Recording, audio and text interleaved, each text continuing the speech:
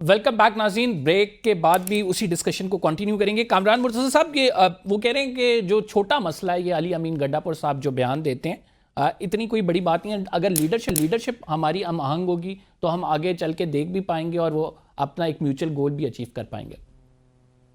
علی امین صاحب نے کل نہیں پرسوں جو نا پھر کوئی سخت بیان دیا تھا. خیر میں نے بھی اس کا جواب دے دیا تھا, تقریباً آلموسٹ اسی ٹون میں دے دیا تھا. میرا خیال ہے کہ حساب برابر ہو گیا. حساب برابر ہو گیا. اب اس کو مولانا صاحب آ جائیں گے کل تو اسد کیسر صاحب کے پاس جو ہماری ریزرویشنز تھی وہ چلی گئی ہوئی ہیں. شاید انہوں نے خان صاحب کو پہنچا دی ہوں گی.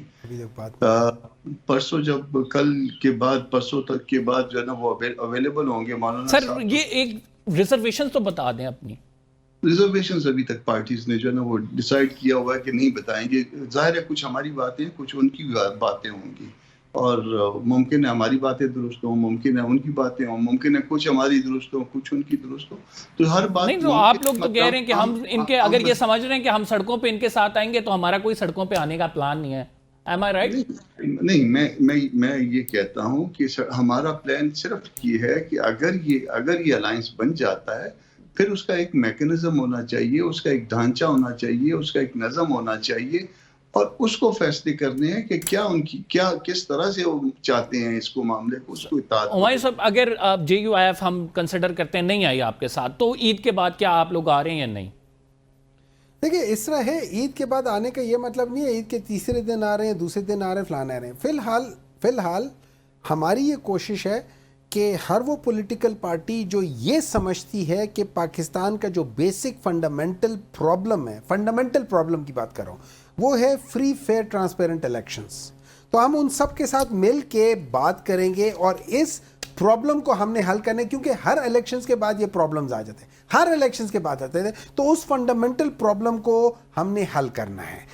اس میں جو آ جاتے ہیں ہم چاہتے ہیں کہ ہم سب کو لے کر چلے. اور جو کامران صاحب نے کہا وہ بالکل صحیح بات کی ہے کہ جب ہم ایک پلیٹ فارم پہ آ کے ایگری کر جائیں گے کہ ہم نے یار گاڑی میں اکٹھے چلنا ہے تو پھر گاڑی کی اگلی سیٹ میں کس نے بیٹھنا ہے, پچھلی سیٹ میں. وہ ان کی تو لیڈرشپ باہر ہے, آپ کی لیڈرشپ اندر ہے. آپ لوگوں کو پرابلم ہے. نہیں, اگر ہمیں اس چیز سے پرابلم ہوتا کہ ہم لوگ جیل کے اندر ہیں تو جیسے میاں نواز شریف 4.5 مہینے 6 مہینے بعد وہ دستخط کر کے باہر چلے جاتے تھے, یا سال ایک کے اندر دستخط کر کے باہر نکل جاتے تھے, یا باقی لوگ جو ہے وہ بیمار ہو کے پیمز میں شفٹ ہو جاتے تھے اور 11 سال میں سے پونے 11 سال پیمز میں یا کسی گھر میں رہتے تھے. وہ چیز Imran Khan in principle stand لیتے وہ کہہ رہے اس مسئلے کو حل کرو, آپ مجھے چھوڑ دو. کیوں اڈیالہ کے باہر پھر وہ جو دھرنے کی باتیں ہوتی ہیں, دیکھیں میں اس کی وجہ یہ ہے, اور کامران صاحب اس سے اتفاق بھی کریں گے, جس ملک میں عدالتی احکامات کو آنر نہ کیا جائے وہ ملک تباہ ہونے کے قریب ہو جاتا ہے. یہ میں نہیں کہہ رہا, یہ حضرت علی رضی اللہ تعالیٰ عنہ کہہ رہے ہیں کہ وہ سسٹم نہیں چل سکتا جہاں پہ ظلم ہو اور ناانصافی ظلم ہوتی ہے. ٹھیک ہے, وہ کہتے ہیں کفر کا نظام چل سکے گا کیونکہ کفر کا نظام انصاف پہ بیسڈ ہوگا, وہ اس کا تعلق آپ کے بلیف سے نہیں ہے.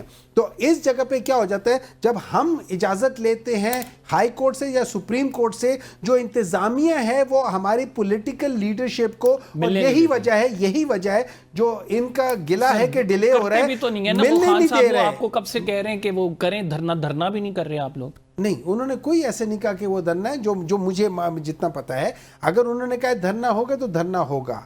یہ ساری چیزیں, کیونکہ پرابلم یہ ہے, میں آپ کو ایک بات بتاتا ہوں, یہ ڈیلیبریٹلی عمران خان سے پولیٹیکل لیڈرشپ کو ملنے نہیں دے رہے. جب پولیٹیکل لیڈرشپ مل نہیں رہی تو جو لائرز ہیں یا جو فیملی ممبرز ہیں ان میں سے جب ہمارے پاس باہر پیغام آتا ہے تو اس میں کسی حد تک تضاد بھی آ جاتا ہے. اب وہاں پہ ہمارے جیسے ورکرز جو ہوتے ہیں ہم تھوڑے سے اس میں کہہ جاتے ہیں کہ یار دیکھیں تو ہمیں اپنا ذرا سٹانس کو ذرا روک کے چیک کر کے کرنا پڑے گا, کیونکہ دیز آر امپورٹنٹ تھنگ. ہم کوئی ایسا کام نہیں کرنا چاہتے جس سے ان کو نقصان ہو. Got it. آخری کامنٹ جو ہے میں کامران صاحب سے لوں گا. کامران صاحب, وٹ ڈو یو تھنک اس تمام معاملے میں اپوزیشن میں ظاہری بات ہے پی ٹی آئی نہیں ہے, باقی بھی ہیں, اور وہ عمران خان صاحب کے رویے میں تبدیلی کی بات کریں, آپ بھی کہتے ہیں کہ عمران خان صاحب کو اپنا رویہ تبدیل کرنا ہوگا.